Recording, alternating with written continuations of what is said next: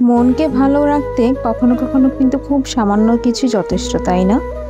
আমার জন্য এটা হচ্ছে ছোট শখের জিনিস। হ্যালো এভরিওয়ান, আসসালামু আলাইকুম। আশা করছি সবাই খুব ভালো আছেন। আমি আল্লাহর রহমতে ভালো আছি। এই সেটআপটা আমার কাছে এত ভালো লেগেছে। একদিকে আছে ফুলে ভরা সুন্দর একটি ছোট ফুলদানি, পাশে মোমবাতি।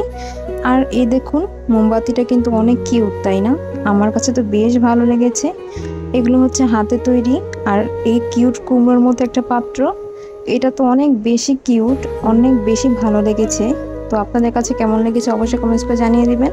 এগুলো কিন্তু ঘরকে সাজিয়ে রাখার জন্য অনেক সুন্দর। আর যেহেতু আমরা ভিডিও করি, তো ভিডিওটাকে একটু আকর্ষণীয় রাখতে তো এইসব জিনিসই অনেক বেশি ভালো লাগে। আর এখানে একটা ডালার মতো, তো এটাও কিন্তু হাতেই তৈরি, অনেক সুন্দর একটা সেটআপ। আর এটা কিন্তু আমি একদমই কম প্রাইসে নিয়েছি। যেহেতু আমি কোনো পেজের থেকে নিইনি, তো পেজ লিঙ্কটা দিতে পারলাম না, সরি।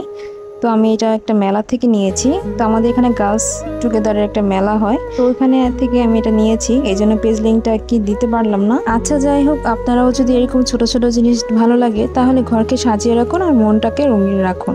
আল্লাহ হাফেজ।